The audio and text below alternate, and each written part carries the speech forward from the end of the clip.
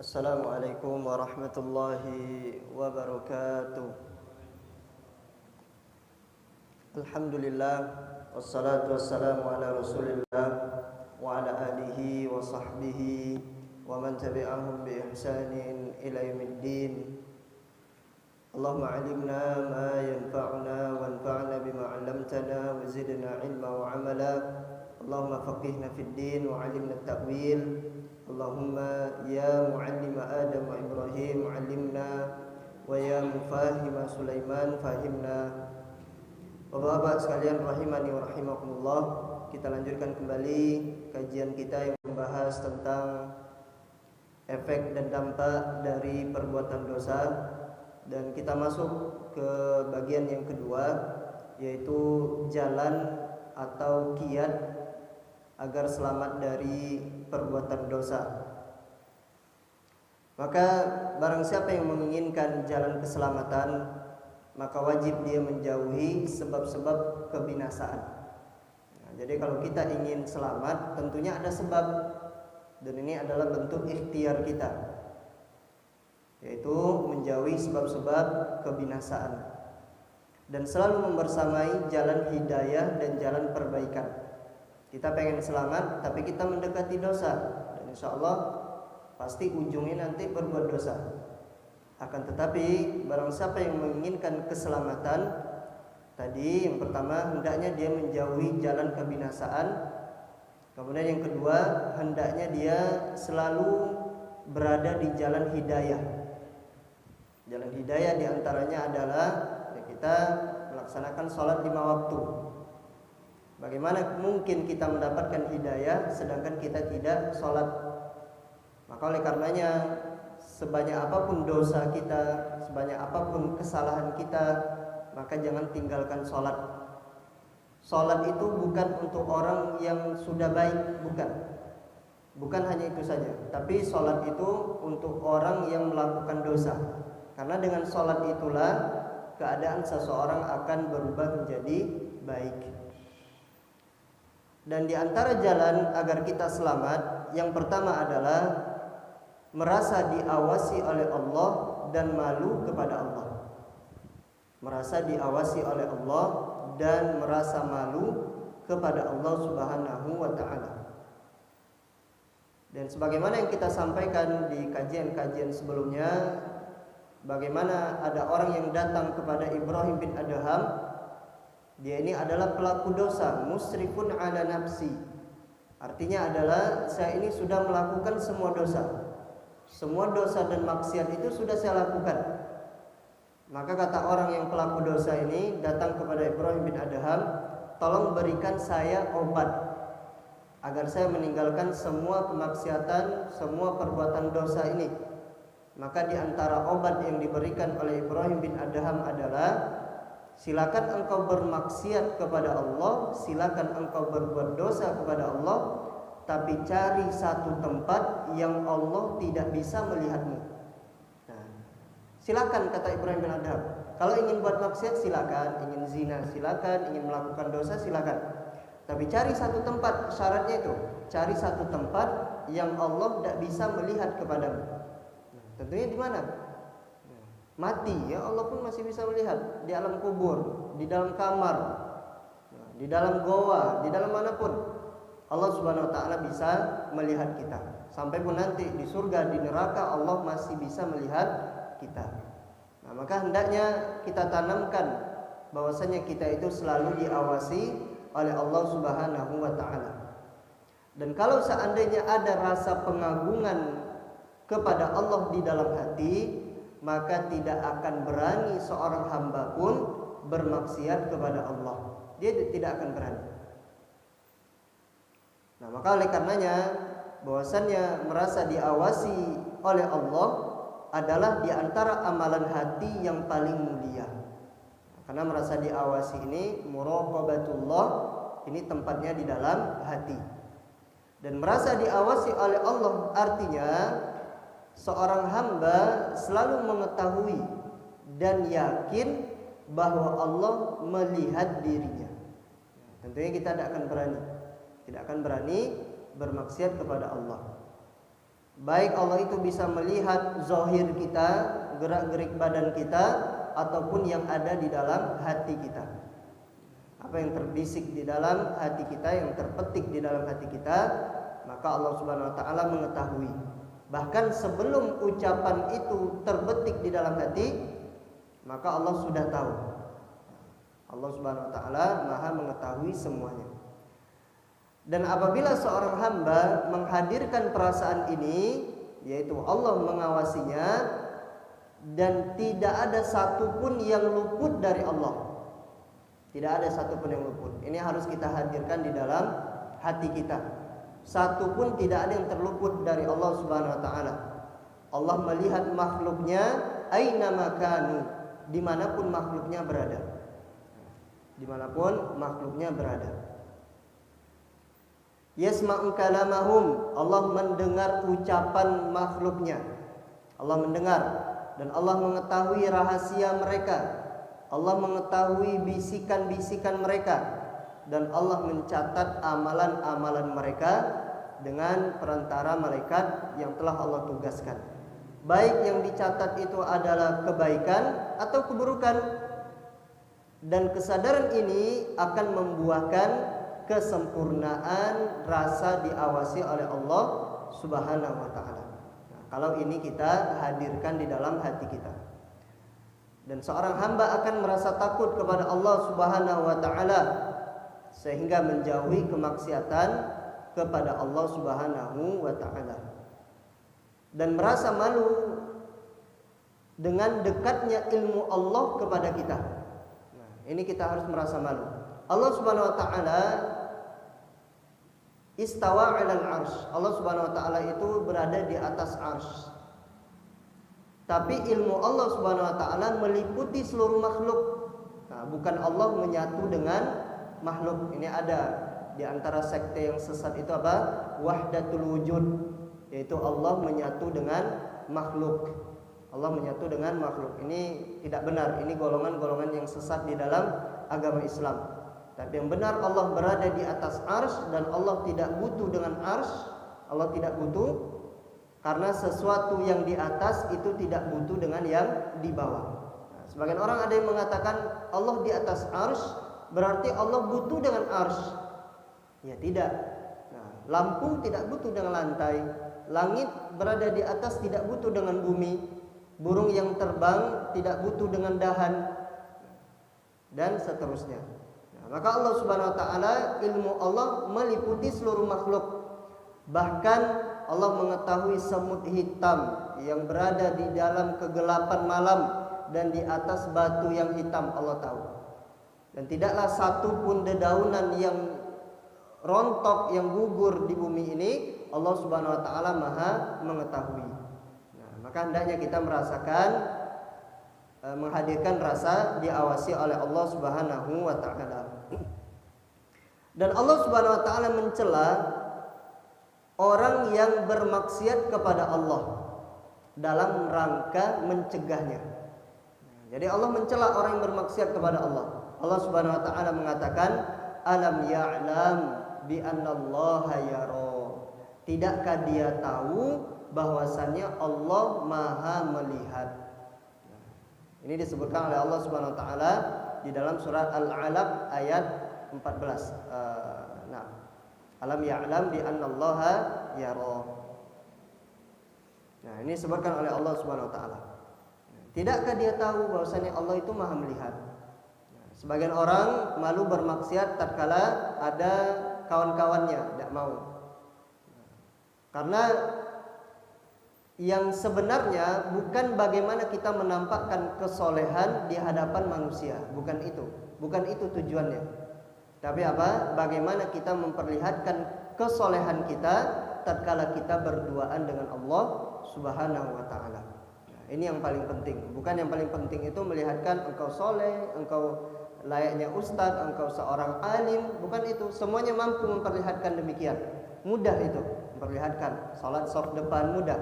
Tapi yang paling penting itu bagaimana engkau memperlihatkan kesolehan ketika engkau berduaan dengan Allah Subhanahu wa taala.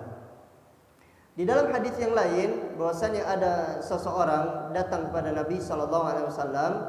Orang ini mengatakan, "Ausini ya Rasulullah, berikan aku wasiat." Maka Nabi SAW bersabda, "Usika an tastahya minallahi ta'ala." Aku wasiatkan kepadamu wahai saudaraku, hendaknya engkau malu kepada Allah sebagaimana engkau malu kepada seseorang yang soleh dari kaummu. Layaknya ustadz lah. Nah, tidak mungkin kita bermaksiat di situ ada pak ustadznya. Nah, tidak mungkin. Nah, maka kata Nabi Sallallahu Alaihi Wasallam, hendaknya engkau merasa malu bermaksiat kepada Allah Subhanahu Wa Taala, sebagaimana engkau itu malu kalau ada ayahmu, bapakmu, pak ustadz, orang soleh di tengah-tengah kaummu. Ibnul Qayyim rahimahullah ta'ala beliau mengatakan, di dalam surah Al-Alaq tadi ayat 14 ya. Al-Imam Ibnul Qayyim rahimahullah ta'ala beliau mengatakan, barang siapa yang malu kepada Allah ketika memaksiati Allah, ketika bermaksiat kepada Allah, maka Allah akan malu kepadanya untuk menghukumnya pada hari berjumpa dengan Allah. Nah, ini buah dari kalau kita merasa malu bermaksiat kepada Allah. Ada kesempatan, ada celahnya, kita mampu, jaringan internet tidak hilang, kita bisa bermaksiat kepada Allah dengan sesuatu yang haram, tapi kita merasa malu. Allah melihat saya saat ini. Maka apa buah dari itu? Allah akan balas. Kata Imam Ibnul Qayyim, Allah malu nanti kepada hamba itu untuk menghukumnya. Maka oleh karenanya seorang hamba yang malu bermaksiat kepada Allah di dunia, Allah malu menghukumnya di akhirat. Malu dibalas dengan malu. Tapi tentunya yang dibalas oleh Allah Subhanahu Wa Taala tentu lebih luar biasa dan lebih masya Allah. Dan barang siapa yang tidak malu bermaksiat kepada Allah, maka Allah tidak malu untuk menghukumnya pada hari kiamat kelak. Dia telah menembus batas larangan Allah Subhanahu Wa Taala. Maka rasa malu dilihat oleh Allah Subhanahu Wa Taala adalah kedudukan yang mulia, yang Allah memberikan taufik kepada orang yang Allah kehendaki dari hamba-hamba Allah Subhanahu Wa Taala. Kemudian yang kedua, mujahadatun nafsi, berperang melawan diri sendiri. Ini jalan yang kedua. Kalau kita ingin menjauh dari kemaksiatan, makanya kita hendaknya kita berperang melawan diri sendiri. Nah, mujahadatun nafsi ini arti bebasnya adalah tega terhadap diri. Nah, tega terhadap diri. Nah, ini artinya. Kenapa? Karena kita tega terhadap diri kita. Nah, maksiat itu lezat tapi hanya sebentar, ya kita tinggalkan. Nah, kita harus tinggalkan kemaksiatan itu. Nah, sebenarnya diri kita itu memerintahkan kepada kejelekan. Itu hukum asalnya diri kita. Ammaratum bisu. Jiwa itu mengajak kepada kejelekan. Maka dengan itu kita tegaan terhadap kebaikan. Maksudnya apa? Kita tinggalkan keburukan. Kita tinggalkan keburukan dan kita rela menahan itu semua. Tega terhadap diri. Sesungguhnya seseorang apabila dia mentaati dirinya di setiap yang diinginkan dirinya, maka dia akan binasa. Setiap yang diinginkan diri dia itu ikuti. Nah, ayo tempat perzinahan, minum khamar, judi, lebih lagi judi itu sekarang udah harus kumpul di warung, tidak. Tapi apa?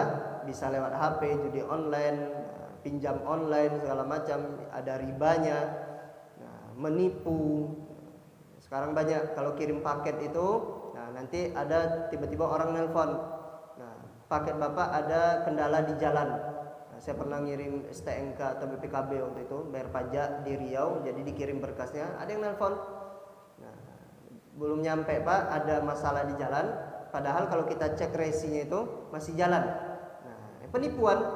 Nah, maka mudah celah-celah untuk bermaksiat kepada Allah Subhanahu Wa Taala di zaman saat ini. Nah, maka setiap yang diinginkan oleh diri, kalau kita ikuti, maka kita akan binasa. Pasti itu pasti akan binasa. Apabila dia tega terhadap dirinya dan mengekang dirinya dengan tali kekang takwa, maka dia berhasil, maka dia selamat. Kuncinya apa? Kuncinya tali kekang diri kita itu adalah ketakwaan kepada Allah Subhanahu wa taala. Najah, maka dia akan berhasil, dia akan selamat. Allah Subhanahu wa taala berfirman, "Walladzina jahadu fina lanahdiyannahum subulana." Sesungguhnya orang-orang yang berjuang melawan dirinya, lanahdiyannahum subulana, maka kami akan berikan kepada mereka jalan-jalan hidayah. Akan kami berikan kepada mereka. Nah, ada yang menjelaskan mujahadah di sini, jahadu di dalam ayat ini di dalam surah Al-Ankabut ayat 69. Nah, arti mujahadah di sini, kata mujahadah, ulama tafsir menyebutkan as-sabru 'ala ta'at, yaitu sabar terhadap ketaatan. Jadi orang-orang yang bersungguh-sungguh tadi atas apa? Yaitu sabar terhadap ketaatan. Nah, sabar melakukan ketaatan. Dan berkata Nabi SAW, al-mujahidu man jahada nafsahu fi ta'atillah. Orang mujahid, orang yang berjuang itu siapa? Orang yang berjuang terhadap dirinya untuk melakukan ketaatan. Sedangkan muhajir, siapa itu muhajir? Orang yang melakukan hijrah kepada Allah, yaitu orang yang meninggalkan perbuatan dosa dan perbuatan kesalahan. Nah, ini orang yang hijrah sebenarnya. Orang yang hijrah itu apa? Meninggalkan perbuatan dosa dan kemaksiatan kepada Allah Subhanahu wa taala. Nah, maka kita harus berjuang melawan diri kita. Tidak perlu kita berbicara, ayo kita berperang lawan ini, lawan itu, bantu Palestina. Nah, selama pemerintah kita belum mengumandangkan ayo jihad, ayo perang melawan orang kafir, maka kita tidak perlu sibuk untuk melakukan peperangan. Nah, lawan dulu diri kita sendiri. Apakah kita masih menjadi budak hawa nafsu atau kita sudah menjadi budak Allah Subhanahu wa taala. Ini yang kedua. Yang ketiga, menuntut ilmu. Nah, kalau kita ingin selamat dari perbuatan dosa, thalabul ilmi, yaitu tuntutlah ilmu. Tuntutlah ilmu apa? Dari buayan sampai liang lahat. Nah, menuntut ilmu harus tidak boleh malas-malasan, harus semangat menuntut ilmu. Berkata Ibnu Rajab rahimallahu taala, ketika beliau menyebutkan ilmu yang bermanfaat adalah yang menyebabkan seorang hamba mengenal Allah Subhanahu wa taala. Nah, ini ilmu yang bermanfaat, dia kenal Allah Subhanahu wa taala. Dan menunjukkan hamba kepada Tuhannya sampai dia betul-betul mengenal Allah Subhanahu wa taala, sampai dia betul-betul mengenal Allah dan mengetahui dan mentauhidkan Allah Subhanahu wa taala, wa anisa bihi, dan senang dengan Allah. Nah, ada orang yang menuntut ilmu tapi kok bisa jatuh kepada kesyirikan. Nah, itu pasti ada yang salah dalam menuntut ilmunya. Nah, maka semangat belajar, mempelajari ilmu tentang tauhid, tentang la ilaha illallah, tentang syarat la ilaha illallah, itu kita pelajari. Wastaha min qurbihi, dan dia malu dengan dekatnya dia kepada Allah Subhanahu wa taala. Artinya apa? Dia tidak berani memaksiati Allah Subhanahu wa taala karena dia sadar Allah itu maha dekat. Wa abidahu ka'annahu yara, dan dia beribadah kepada Allah seakan-akan Allah itu melihatnya, seakan-akan Allah melihatnya. Ini adalah derajat ihsan. Dan di antara tanda kebahagiaan seorang hamba adalah sibuknya seorang hamba dengan ilmu yang bermanfaat. Nah, hadir kita ke majelis ilmu, dan ini insya Allah adalah tanda kebahagiaan seorang hamba yang dengan menuntut ilmu dia mengenal Allah Subhanahu wa taala bi asma'ihi, dengan nama-nama Allah dan sifat-sifat Allah, dan menghalalkan apa yang Allah halalkan dan mengharamkan apa yang Allah haramkan. Nah, ini efek dari menuntut ilmu. Apa yang Allah halalkan ya kita makan, apa yang Allah haramkan kita jauhi. Nah, maka oleh karenanya semangatlah menuntut ilmu, jangan sampai kita malas-malasan menuntut ilmu. Nabi sallallahu alaihi wasallam bersabda, "Man yuridillahu bi khairan yufaqihu fid din." Barang siapa yang Allah inginkan kebaikan untuknya, maka akan Allah jadikan dia faham agama. Berkata Ibnu Rajab, arti dari hadis ini adalah anna man lam yatafaqqah fid din faqad hurimal khairu. Artinya adalah barang siapa yang tidak faham tentang agamanya, tidak faham sholat, tidak faham wudu, tidak faham rukun puasa, tidak faham pembatal puasa, tidak faham tentang sholat 5 waktu, tidak faham sama sekali tentang agamanya, faqad hurimal khairu. Sungguh dia tidak akan mendapatkan semua kebaikan. Nah, ini. Orang yang tidak faham agama berarti Allah tidak menginginkan kebaikan dari seorang hamba. Berkata Al-Munawi rahimallahu ta'ala, sungguh-sungguh belajar agama adalah tanda akhir hidup yang baik. At-tafaqquh fid din alamatun ala husnil khatimah. Sungguh-sungguh belajar agama adalah tanda akhir hidup yang baik. Tanda matinya nanti insyaallah husnul khatimah, penutup yang baik. Ini disebutkan oleh beliau. Dan ilmu agama yang benar akan membuahkan bagi pelakunya rasa takut kepada Allah dan menjauh dari kemaksiatan kepada Allah. Nah, ini ilmu yang bermanfaat. Nah, sudahkah kita menuntut ilmu selama ini membuahkan rasa takut kepada Allah? Allah Subhanahu wa taala berfirman di dalam surah Al-Anbiya ayat 103. Allah Subhanahu wa taala mengatakan, "Innama yakhsyallaha min ibadihil ulama."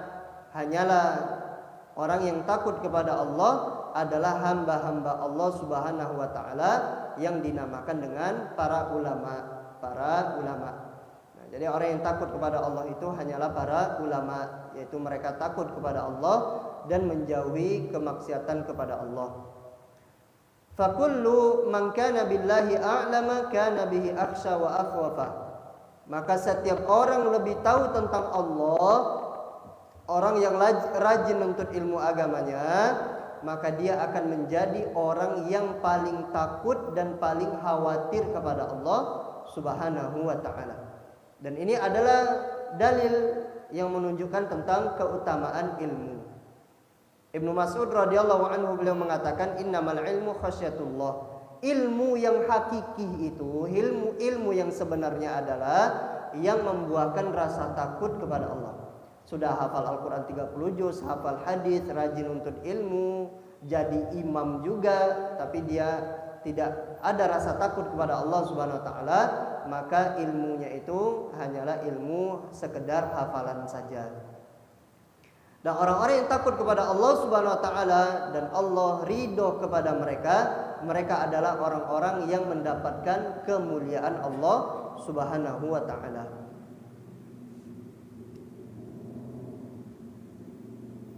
Kemudian yang keempat, terus-menerus melakukan amal soleh, terus-menerus. Nah, pasti yang namanya manusia pasti ada rasa futur, ada rasa malas. Tapi tetap jangan tinggalkan yang wajib-wajib. Mungkin ketika kita malas, yang sunnah kita tinggalkan, yaitu wajar. Tapi yang wajib-wajib jangan kita tinggalkan. Dan jangan pernah meninggalkan majelis ilmu. Nah, maka di sini kalau kita ingin selamat dari perbuatan dosa, terus-menerus melakukan amal soleh. Jangan pernah kita berhenti. Allah Subhanahu wa taala berfirman, "Yutsabbitullahu alladziina aamanu bil qauli tsabit fil hayatid dunya wa fil akhirah." Allah Subhanahu wa taala meneguhkan orang-orang yang beriman dengan ucapan yang kokoh di dunia dan di akhirat. Ini disebutkan oleh Allah di dalam surah Ibrahim ayat 27. Ayat 27. Imam Qatadah rahimallahu taala, salah seorang tabi'in, beliau mengatakan, "Amma fid dunya fayutsabbituhum bil khair wal amali salih." Adapun di dunia, Allah meneguhkan orang-orang yang beriman dengan kebaikan dan amal soleh. Allah Subhanahu wa taala memberikan keteguhan terhadap mereka. Dan terus-menerus melakukan amal soleh walaupun sedikit, itulah petunjuk Nabi. Nah, ingat, terus-menerus melakukan amal soleh walaupun sedikit, itulah petunjuk Nabi. Nah, Jangan banyak-banyak beramal soleh tapi besoknya ditinggalkan. Malam ini 11 rakaat salat malam, salat qiyamul lail, salat tahajud dan salat witir. Besoknya tidak salat lagi selama 6 bulan, 5 bulan dan seterusnya. Biar sedikit tapi terus menerus. Berkata Aisyah radhiyallahu anha, "Kana sallallahu alaihi wasallam idza amila amalan athbatahu." Nabi sallallahu alaihi wasallam apabila beliau beramal saleh, melakukan satu amalan, maka Nabi merutinkannya, diteguhkan, ditancapkan oleh Nabi sallallahu alaihi wasallam. Apabila Nabi SAW tidur malam atau beliau sakit, maka beliau sholat witirnya di siang hari. Nah, ketiduran malam hari tidak sempat sholat witir, maka sholat witirnya diqadha di siang hari. Malam kalau ganjil 3 rakaat, ketika sholat duha nanti niatkan qadha sholat witir, jadikan genap 4 rakaat. Nah, jadi ada sholat witir itu ada qadhanya. Ada qadhanya. Kalau biasanya 1 rakaat, nanti ketika sholat duha kita kerjakan sholat witir, itu jadikan 2 rakaat. 2 rakaat dengan 1 salam. Nah, kemudian disebutkan oleh Aisyah, "Shalla minan nahar 12 rakaat." Maka Nabi SAW sholat di siang hari, maksudnya waktu duha, yaitu 12 rakaat. Nah, dari sini para ulama mengatakan mengqadha sholat witir ditambah 1. Jadi kalau diqadha ketika siang itu jadi genap. Nah, kalau biasanya witirnya seperti Nabi 11 rakaat, maka ketika diqadha jadi 12 rakaat. Nah, di antara karunia yang Allah berikan, anna man fatahu amalul lail. Nah, ini karunia yang Allah berikan kepada para hamba apa? Apabila seorang hamba terluput amalan malam, maka dia boleh qadha pada amalan siang. Nah, seperti sholat witir tadi. 1 rakaat witir di malam hari boleh di siangnya diqadha jadi 2 rakaat. Dan barang siapa yang terluput amalan siang, maka dia boleh bersemangat melakukan amalan-amalan pada malam hari. Allah Subhanahu wa taala berfirman di dalam surah Al-Furqan ayat 62, "Wa huwal ladzi ja'ala al-laila wan nahar khilfatan liman arada ayyadzakkara aw arada syukura." Allah lah yang menjadikan malam dan siang silih berganti. Itu diantara tanda kebesaran Allah bagi orang-orang yang mengingat Allah dan orang-orang yang menginginkan berterima kasih kepada Allah Subhanahu wa taala. Dan amalan terus menerus walaupun sedikit itu lebih Allah cintai. Sebagaimana Nabi SAW bersabda, "Ahabbal a'mali 'indallah adwamuha wa in qalla." Amalan yang paling Allah cintai adalah terus menerus walaupun sedikit. Kemudian yang kelima adalah berdoa. Jalan agar kita selamat dari perbuatan dosa adalah berdoa kepada Allah Subhanahu wa taala. Di antara doa Nabi SAW, "Allahumma inni as'alukal huda wat tuqa wal afafa wal ghina." Ya Allah, aku memohon kepadamu petunjuk, ketakwaan, kemudian dijaga dari perbuatan dosa, wal ghina, dan minta kecukupan kepada Allah Subhanahu wa taala. Di antara doa Nabi SAW adalah, "Allahumma qsim lana min khasyatika." Ya Allah, bagikanlah kepada kami rasa takut kepadamu yang menghalangi kami dengan rasa takut tersebut antara kami dan antara kemaksiatan. Jadi kita minta kepada Allah, ya Allah beri kami rasa takut sehingga dengan rasa takut itu bisa menghalangi kami antara bermaksiat kepadamu ya Allah. Apabila rasa takut jika telah menetap dalam hati, maka mundurlah semua anggota badan untuk melakukan maksiat. Tidak berani. Kenapa? Karena takut kepada Allah Subhanahu wa taala.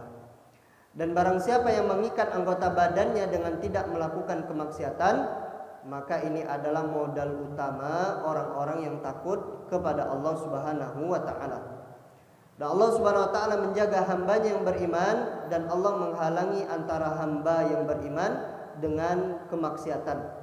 Sebagaimana Allah Subhanahu wa taala berfirman di dalam surah Al-Anfal ayat 24, Allah mengatakan wa'lamu annallaha yahulu bainal mar'i wal qalbi. Ketahuilah bahwasanya Allah yang menghalangi antara seseorang dengan hatinya. Kalau dia takut kepada Allah, maka Allah akan halangi hati seorang mukmin dari kemaksiatan kepada Allah Subhanahu wa taala. Kemudian yang keenam, jalan yang keenam. Berapa menit lagi ini? 18 menit. Yang keenam, waspada dari akhir hidup yang jelek. Nah, jadi kalau kita ingin maksiat, kita berpikir dulu 100 kali, 1000 kali. Bagaimana kalau seandainya maksiat ini adalah perbuatan saya yang terakhir? Makanya tidak boleh kita bermain-main dengan kasih sayang Allah Subhanahu wa taala dan ampunan Allah. Nah, kalau kita main-main dengan ampunan Allah, maka kita akan berani mengatakan apa? Saya bermaksiat dulu, setelah ini saya tobat. Nah, siapa yang memberikan jaminan?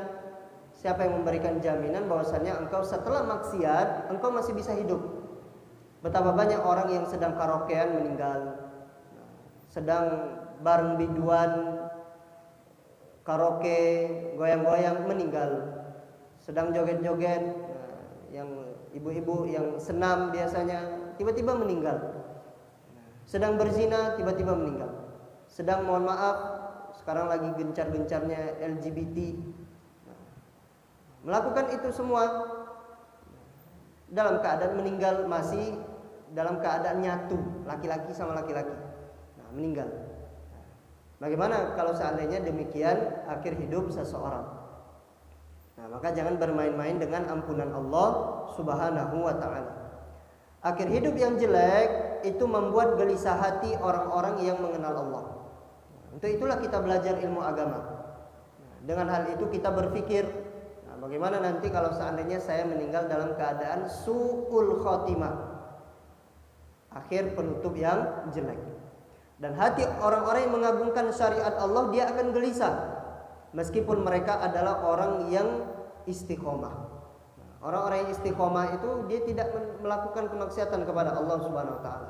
Tapi tetap orang yang beriman itu pasti akan melakukan perbuatan dosa. Hanya saja mereka bersegera bertaubat, walam yusirru ala ma fa'alu wa hum ya'lamun. Dan mereka tidak terus-menerusan melakukan perbuatan dosa. Kecuali mereka takut kepada Allah Subhanahu wa taala, telapak kaki mereka terpeleset dengan kemaksiatan kepada Allah. Lantas juga mereka dicabut dalam keadaan berbuat maksiat. Nah, ini yang mereka pikirkan. Bagaimana kalau saya ketika berangkat ke tempat maksiat, nanti kaki saya terpeleset tiba-tiba meninggal, tidak sempat taubat kepada Allah Subhanahu wa taala. Nah, inilah akhir yang jelek baginya. Nah, dan juga ruh dicabut oleh Allah Subhanahu wa taala dalam melakukan kemaksiatan. Nah, HP di dalam kamar sendirian, istrinya enggak nengok, anaknya enggak ada nengok. Nah, tapi Allah Subhanahu wa taala Maha melihat. Nah, ini yang mereka khawatirkan. Fayaqtumu lahum bisu, sehingga ditutuplah untuk mereka akhir hidup yang baik. Kaifa, bagaimana tidak takut kepada Allah Subhanahu wa taala? Bagaimana orang-orang yang beriman tidak takut kepada Allah padahal mereka telah melihat korban-korban dosa mereka mati dalam keadaan lalai. Nah, sudah banyak buktinya. Kita lihat saja, dan itu pun banyak tersebar di video-video. Nah, lebih lagi kalau kita membaca bagaimana kaum-kaum terdahulu. Nah, ini di antara kasih sayang Allah kepada umat Nabi Muhammad SAW. Apa itu? Ketika kaum terdahulu bermaksiat kepada Allah, langsung Allah hancurkan. Nah, seperti kaum Nabi Lut, bumi itu dibolak-balikan oleh Allah SWT. Batu-batu diturunkan oleh Allah Subhanahu wa taala. Juga kaum Nabi Nuh, inilah kiamat kecil yang pernah terjadi, yang menghabiskan orang-orang yang tidak beriman kepada Allah. Nah, habis semuanya kecuali orang yang berada di kapal. Dihancurkan oleh Allah kaum-kaum terdahulu. Nah, tapi kaum Nabi Muhammad SAW tidak Allah segerakan hukumannya. Allah tunda. Ini adalah bentuk kasih sayang Allah kepada umat Nabi Muhammad SAW. Nah, berkata Ibnu Qayyim rahimahullah taala setelah beliau mengucapkan sebagian ucapan-ucapan orang yang sedang sakaratul maut, dan mereka adalah orang yang tidak diberikan kemudahan, tidak diberikan taufik. untuk penutup hidup yang baik. Dan cerita-cerita ini sangatlah banyak, dan barang siapa yang sibuk dengan Allah, sibuk mengingat Allah, mencintai Allah dalam setiap keadaan dalam hidupnya, dan dia jumpai hal itu di saat dia membutuhkan Allah Subhanahu wa taala. Ketika ruh keluar menghadap Allah Subhanahu wa taala, maka dia sibuk dengan selain Allah pada saat dia itu hidup dan dia di dalam keadaan sehatnya. Artinya adalah ketika dia hidup di dunia, ketika dia sehat, ketika ruh itu dicabut, dia ingatnya kepada selain Allah. Nah ini, makanya apa? Seseorang itu meninggal di atas kebiasaannya. Nah, meninggal di atas kebiasaannya. Biasa dia itu ngaji, nanti ketika ruh itu dicabut, banyak kita lihat ada orang yang ngaji, bahkan dia itu memberikan fatwa dulu, bahkan dia itu tidak mau tenang rasanya dalam keadaan sakaratul maut. Nah, dia ingin ada orang yang membacakan kitab untuknya, tulisan-tulisan yang penuh dengan hikmah, dibacakan Al-Quran. Nah, ini kalau orang ketika sehat, ketika dia hidup, dia ingat kepada Allah Subhanahu Wa Taala. Nah, tapi kalau dia tidak ingat kepada Allah Subhanahu Wa Taala, ketika dia sehat, ketika dia hidup, jauh dari Allah, berpaling dari Allah, maka tatkala ruh itu dicabut, dia sibuk berpaling dari Allah. Nah, mungkin dia nyanyi, mungkin dia mengucapkan ucapan yang biasa dia lihat. Ada anak-anak kecil yang dia meninggal ketika dia hidup sibuk dengan HP, main game. Ya itulah dia kerjakan ketika ruh itu dicabut. Nah, ada orang yang semasa hidupnya sibuk dengan ucapan-ucapan yang tidak benar, carut marut. Ketika dia dicabut ruhnya oleh malaikat maut, itulah yang dia sebut. Nah, maka hati-hati, seseorang itu dimatikan di atas kebiasaannya. Di atas kebiasaannya. Nah, maka akan sulit baginya untuk sibuk dengan Allah, dan sulit kehadiran Allah bersama Allah. Nah, sulit kehadirannya bersama Allah Subhanahu wa taala saat matinya. Selama dia tidak diselamati oleh perhatian dari Allah, maka oleh karenanya selayaknya orang yang berakal agar hatinya senantiasa dan lisannya mengingat Allah Subhanahu wa taala. Kemudian yang ketujuh, memikirkan kesudahan. Memikirkan kesudahan kita nanti setelah kita meninggal itu, nanti kita tempatnya di mana. Ada 10 menit lagi? Gimana? Masih lanjut? Nah, 10 menit. 15 menit? 12. Nah, nanti 10 menit kita cukup insyaallah. Memikirkan kesudahan. Nah, apabila seorang hamba berpikir tentang keadaan di dunia, bahwasanya dunia itu adalah ladang akhirat. Nah, ini kita harus pikirkan. Bahwasanya dunia ini adalah ladang akhirat. Nah, dunia adalah ladang akhirat. Nah, bukan dunia ini adalah tempat akhir segalanya, bukan. Tapi dunia adalah ladang akhirat kita. Apa yang kita tanam di dunia, maka itulah yang akan kita petik di akhirat. Nah, amal kebaikan yang kita tanam di dunia, kita melaksanakan umroh, haji, sholat 5 waktu, kemudian puasa Ramadan dan amal-amal ketaatan yang lainnya, bersedekah, membantu, maka itulah nanti yang akan dia petik di akhirat. Dan sebaliknya, dosa dan maksiat yang dia tanam di dunia ini, maka itulah juga yang akan dia petik di akhirat. Nah, ini yang dipikirkan, memikirkan kedatangannya menghadap Allah, itu dia pikirkan. Dia akan disidang berduaan dengan Allah. Sekarang kita mungkin sebagian tidak bisa bahasa Arab, nanti di akhirat fasih bahasa Arab. Nah, fasih bahasa Arab. Dan itu tidak ada penterjemah, langsung faham, langsung connect dengan apa yang Allah ucapkan. Nah, maka itu yang kita pikirkan, berduaan dengan Allah Subhanahu wa taala. Semua dosa dan maksiat yang kita lakukan itu akan diputar, ditontonkan kepada kita. Nah, wallahu a'lam, untuk orang yang beriman itu tidak akan dipertontonkan dosa kemaksiatan kepada orang lain. Cukup dia dengan Allah saja. Nah, ini maha adilnya Allah Subhanahu wa taala bagi orang-orang yang sudah bertaubat. Adapun orang-orang munafik dan orang-orang kafir akan dipertontonkan kepada seluruh manusia dalam keadaan menghinakan mereka. Tapi orang-orang yang beriman yang sudah bertaubat tetap diputar. Tapi itu semua tidak akan Allah hukum ketika dia sudah bertaubat. Dan dia sendirian menghadap Allah. Dan dia fikirkan juga bagaimana keadaan gelapnya alam kubur. Mulai kita diletakkan pertama kali di alam kubur, nah malaikat belum datang, kita sudah dipeluk kubur. Nah, dipeluk sampai remuk tulang belulangnya. Nah, dan tidak ada yang selamat dari pelukan kuburan ini, sampai pun anak kecil, anak bayi tetap dipeluk sampai remuk. Bayangkan, dipeluk remuk. Dan ini untuk orang yang beriman dilepaskan, kemudian akan diperlihatkan luasnya kuburan itu sejauh mata memandang. Nah, ini belum datang malaikat Munkar dan Nakir, malaikat yang biru bentuknya, kata Nabi SAW, al-aswadan wa azraqan, hitam biru datang, suaranya besar. Alat pukul yang dibawa itu kalau dipukulkan kepada gunung, gunung hancur, apalagi manusia seperti kita yang lemah ini. Nah, maka diletakkan kondisi gelap dan akan dipeluk. Adapun orang-orang kafir, orang-orang yang munafik, mereka akan dipeluk terus oleh kuburan itu sampai hari kiamat. Nah, barulah nanti datang fitnah kubur. Fitnah kubur itu apa? Yaitu ujian 3 pertanyaan anak SD. Nah, Marabbuk, wa madinuk, apa siapa Tuhanmu, apa agamamu, siapa nabimu. Dan ini tidak cukup dengan kita mengetahuinya saja, tapi harus dipelajari. Nah, karena sebagaimana yang datang dalam hadis itu, ada orang yang mengatakan la adri, saya tidak tahu.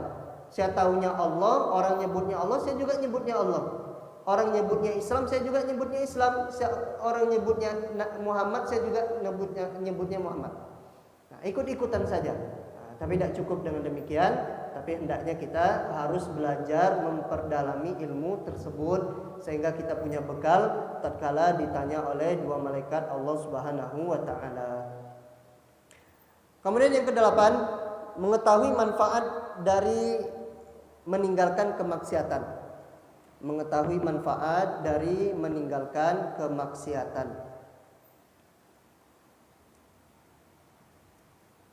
Yang pertama, manfaat dari meninggalkan kemaksiatan, bahwasanya Allah akan memberikan pahala bagi orang yang meninggalkan kemaksiatan. Allah akan berikan pahala. Kemudian yang kedua, mendapatkan ganti dari Allah Subhanahu wa taala. Apa yang kita tinggalkan, insya Allah Allah ganti, walaupun tidak serupa yang kita tinggalkan, tapi Allah Subhanahu wa taala akan ganti dalam bentuk yang lain. Mungkin badan yang sehat, rezeki yang lancar, keluarga yang harmonis, dan seterusnya. Dan meninggalkan kemaksiatan adalah tanda kebaikan seorang hamba di dunia dan di akhirat. Nah, ini manfaatnya. Kemudian yang selanjutnya, balasan yang baik dari Allah Subhanahu wa taala. Demikianlah beberapa kiat agar kita selamat dari perbuatan dosa, agar kita selamat dari perbuatan kemaksiatan kepada Allah Subhanahu wa taala. Maka oleh karenanya hendaknya kita selalu minta tolong kepada Allah Subhanahu wa taala agar kita dijauhkan dari berbagai macam bentuk syubhat dan syahwat dan bentuk perbuatan dosa kepada Allah Subhanahu wa taala. Mudah-mudahan Allah Subhanahu wa taala memberikan kita taufik untuk senantiasa menjauhi kemaksiatan tersebut. Allah taala alam bisawab, yang bisa kita sampaikan pada kesempatan kali ini.